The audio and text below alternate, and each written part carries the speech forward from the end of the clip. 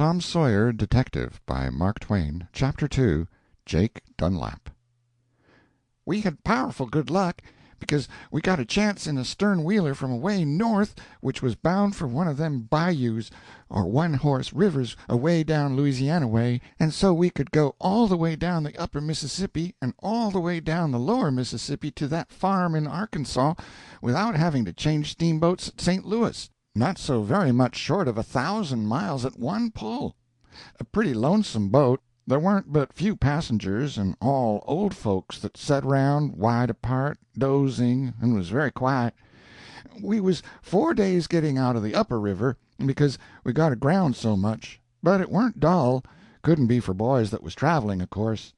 From the very start, me and Tom allowed that there was somebody sick in the stateroom next ourn, because the meals was always toted in there by the waiters. By and by we asked about it.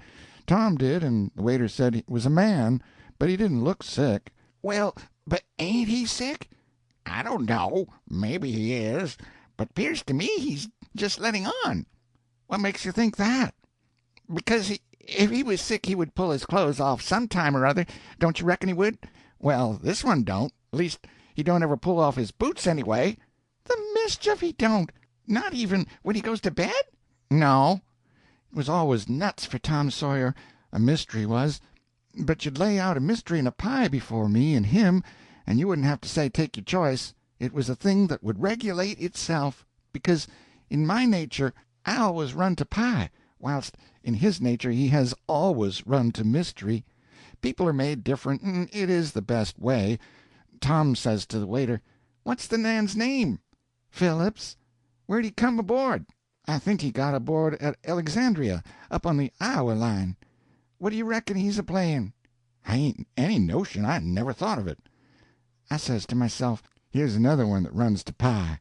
"Anything peculiar about him, the way he acts or talks?" "No, nothing, except he seems so scary and keeps his doors locked night and day both, and when you knock he won't let you in till he opens the door a crack and sees who it is. By Jiminy, it's interesting. I'd like to get a look at him. Say, the next time you're going in there, don't you reckon you could spread the door and—" "No, indeedy. He's always behind it. He would block that game." Tom studied over it, and then he says, "Look-a-here, you lend me your apron and let me take him his breakfast in the morning. I'll give you a quarter."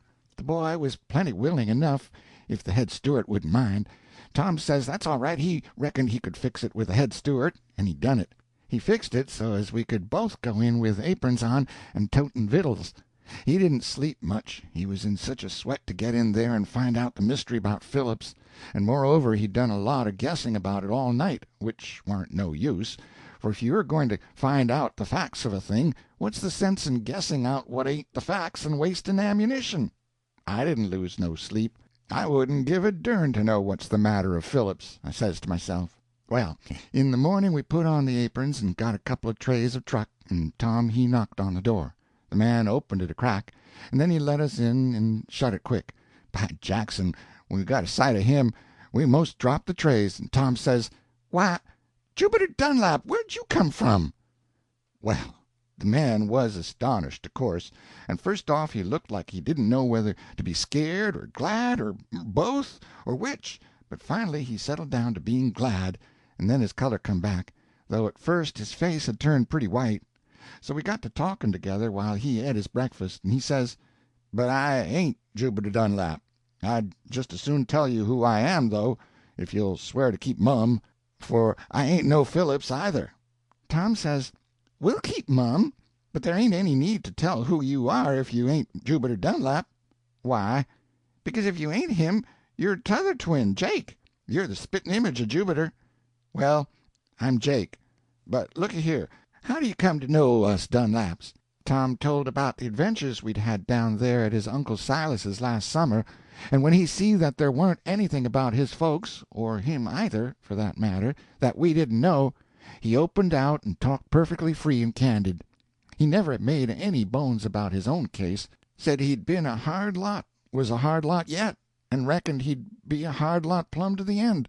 He said of course it was a dangerous life, and he give a kind of gasp and set his head like a person that's listening. We didn't say anything, and so it was very still for a second or so. and there weren't no sounds but the squeaking of the woodwork and the chug-chugging of the machinery down below. Then we got him comfortable again, telling him about his people, and how Brace's wife had been dead 3 years, and Brace wanted to marry Benny, and she shook him, and Jubiter was working for Uncle Silas, and him and Uncle Silas quarreling all the time, and then he let go and laughed. "Land," he says, "it's like old times to hear all this tittle-tattle, and does me good. It's been 7 years and more since I heard any. How do they talk about me these days?" "Who?" "The farmers and the family." "Why, they don't talk about you at all.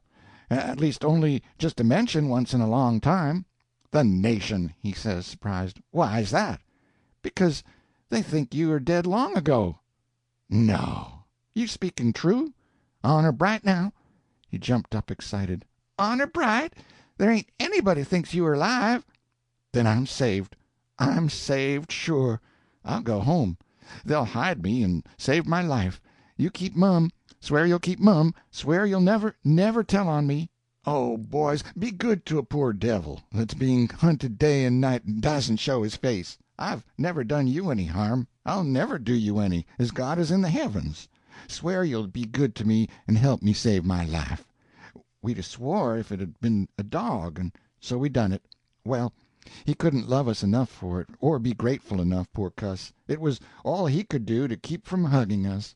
We talked along, and he got out a little hand-bag and begun to open it, and told us to turn our backs. We done it, and when he told us to turn again he was perfectly different to what he was before. He had on blue goggles, and the naturalest-looking long brown whiskers and mustaches you ever see. His own mother wouldn't have known him. He asked us if he looked like his brother Jubiter now. "No," Tom said, "there ain't anything left that's like him except the long hair." "All right, I'll get that crop close to my head before I get there. Then him and Brace will keep my secret, and I'll live with them as being a stranger, and the neighbors won't ever guess me out. What do you think?" Tom he studied a while, then he says, "Well, of course me and Huck are going to keep mum there, but if you don't keep mum yourself there's going to be a little bit of a risk. It ain't much, maybe, but it's a little. I mean, if you talk, won't people notice that your voice is just like Jubiter's, and mightn't it make them think of the twin they reckoned was dead, but maybe after all was hid all this time under another name?" "By George," he says, "you're a sharp one. You're perfectly right. I've got to play deef and dumb when there's a neighbor around. If I'd 'a' struck for home and forgot that little detail. However, I wasn't striking for home. I was breaking for any place where I could get away from these fellows that are after me. Then I was going to put on this disguise and get some different clothes, and—" He jumped for the outside door and laid his ear against it and listened, pale and kind of panting. Presently he whispers, "Sounded like cocking a gun. Lord, what a life to lead!" Then he sunk down in a chair, all limp and sick-like, and wiped the sweat off his face. End of chapter 2.